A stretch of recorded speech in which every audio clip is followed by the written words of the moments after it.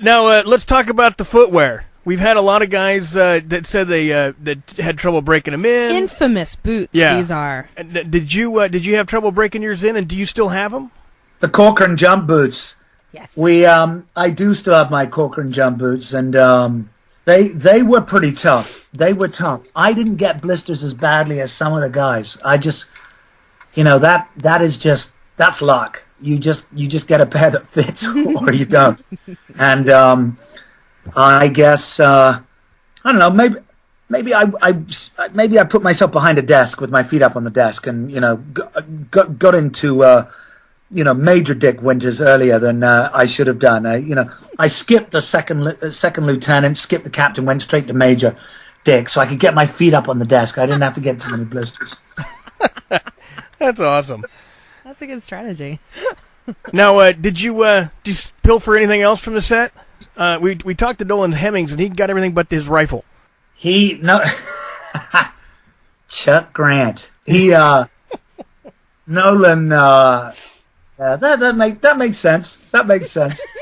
I couldn't get my M1 rifle off location. No, and for Dick, that was his weapon of choice, the M1 rifle. He liked that more than anything else, and his boot knife, which he had on his left boot, which I don't still have. I have this incredible bomber jacket which was presented to me in this screening on the beach at Normandy. Wow. And that's that's about it. We had to give stuff back. I should have been more savvy like Nolan and just smuggled it out. Yeah. Yeah, joining us right now is a friend of the entire family, Kathleen Ranney Bindon, which is Mike Ranney, daughter, which of course is Dick Winter's best friend. Kathleen, are you there? I am. How are you? Fantastic. How's everything with you? It is great, and it is just an honor to be on the show. Thank you very much, Damian, for your time. Hey, Kathleen, how are you? It's great to be talking to you. How are things? Things are wonderful. This everything that you guys are doing. I listened so carefully, Damian, to what you said about how you bonded, because my dad described Band of Brothers and Easy Company as his second lifetime family, and that's how he viewed it until the day he died. It was so important to him. Yeah. I have a question for you, and it's going to change gears a little bit, but every role you take on certainly has challenges. This one, the length of it and the fact that it focused on war, by definition, had to have dealing with some just horrific events. And I'm just curious, as you step back and look at all of the events and all of the scenes that had to do with the horrors of war, is there one particular scene or event that just stayed with you? Was there something that Damian just said, oh my gosh, I really didn't realize how much horror there was in war? I think there are two moments that come to my mind immediately. There's the carnage at Bastogne when, Wild Bill loses his leg, and the intensity of the fire that they received, the shelling they received in their foxholes, in that bitter cold, must have been as close to an experience of hell as anyone has ever experienced anywhere. From, I think, my point of view, and I would imagine Dick's point of view,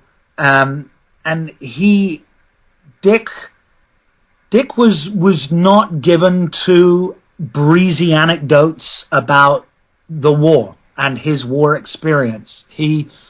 The reason I think he was such an extraordinary leader is he was able to compartmentalize, he was able to rationalize and be logical under extreme duress, and that really is the way he remembers his war. He remembers it technically, he remembers it militarily, strategically, and but I know that a moment that was shocking to him is the moment on the dike in Holland when he storms ahead and he loses his platoon behind him, and he arrives up on the dike only to find that very, very young German soldier who at that stage in the war we know might only have been 16 or 17 years old, because the Germans were introducing adolescence at that point.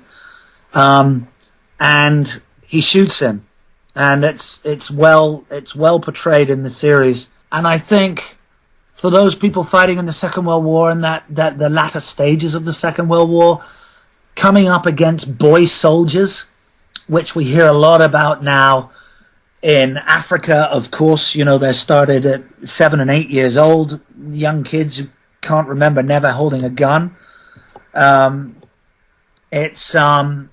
I think that was that's a memory that sticks with me. The shocking nature of having to kill a 16-year-old boy simply because he might kill you. But I think that must go very deep. I think it was also very hard for Dick. I mean, my understanding, and Dad and he stayed in touch, is that, after the war, Dick couldn't even step on an ant. I mean, he just vowed that he would never, ever kill anything again because it made a big impression on him. But you're right. He was very able to say, this is my job. I will do it. I have to do it. I have to lead. I don't necessarily have to like it, but I'm going to do the very best job that I can to take care of my men. I was just looking at some of his, you're absolutely right, I was just looking at some of his journals. I have all his journals. Photocopies, I might add, not the originals, but I've had them ever since I started researching the role before we filmed it 10 years ago, and I still have them, and I was going through them. And, it's just a measure of the man that, when Dick jumped in the night on June the 6th, 1944, as you all know, they were given this new equipment, these leg bags, which us Brits thought it would be a good idea to tie to everybody's legs. They'd never jumped with them before. And, of course, the prop blast, as soon as they jumped out of the plane, ripped these bags off many of these soldiers' legs. And Dick was no exception. He landed in Normandy in the wrong place, not in the jump zone, with only a knife. It was like, oh, welcome. This is my first day liberating Europe, and I'm standing here, with my finger up my ass, holding a knife. That's it. This is swell, and But he says in his journals, Don't ask me why I wasn't scared. I don't know why I wasn't scared, but I wasn't. I never thought twice about what had to be done. I just knew I had to get to my objective, and he just systematically went about finding support, getting in touch, locating other soldiers who'd landed and missed the jump zone, and slowly picked up weapons off dead, thankfully mostly dead Germans. But as he said, he didn't know whether the weapons were zeroed in. He didn't know if they were accurate or not. But that's what they did. Yeah, I've toured the Normandy. I've toured the jump zone. I've been to Brecourt Manor. My dad was part of that, the silencing the guns there. And those hedgerows, the privets, the flooded fields. I can't imagine landing all scattered all over the place with their little crickety sound things trying to find each other. It's amazing what they were able to accomplish given how they jumped all over the place. Well, no question.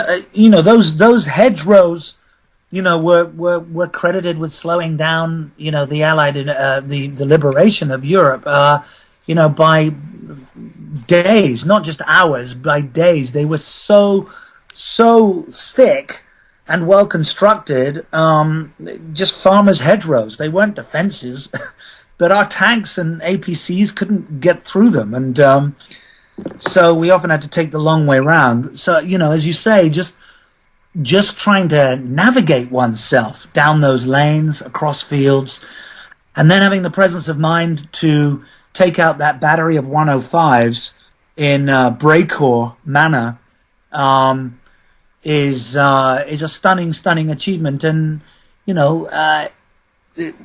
testament to that is the fact that it's used at West Point to this day as an example of how to move quickly with a small group of men and take out a larger, it was a whole company of Germans actually that was stationed there. I went to Brecourt and met the Valavier family. I don't know if you had a chance to do that, and they were this is just a little bit of history, a little bit of it just gives you a bit of atmosphere. They still have these beautiful flagstones in their farm sitting room, and there's one of the flagstones right by one of the windows looking out across the fields is stained a darker color, and it's the blood of a German officer who was killed in that window and bled out right there on that flagstone. And they were never able to scrub it off, and that flagstone remains stained to this day. And it's right there in their sitting room. It's a remarkable piece of tangible history. Yes, the Vallières were very, very gracious and invited me back any time. And what it brought to me is I was treated like royalty, and I'm just the daughter of a man of easy company. But the hugs, the thanks, the gratitude from the French people was absolutely humbling and overwhelming. I mean, it was just amazing. For the benefit of the listeners, if you've ever heard Major Dick Winters say, I cherish the memories of a question my grandson asked me the other day when he said, Grandpa, were you a hero in the war? Grandpa said, no, but I served in a company of heroes.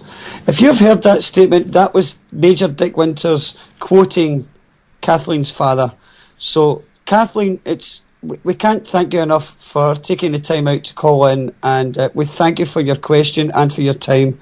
I thank you very much, and thank you, Damian, and best of luck in whatever you're doing next. Thank you, Kathleen. It's been fabulous to talk to you. Thank you so much. All right, Kathleen, you have a good afternoon. And pleasure to meet you. It's a great meeting you. Thank you very much. Thank you.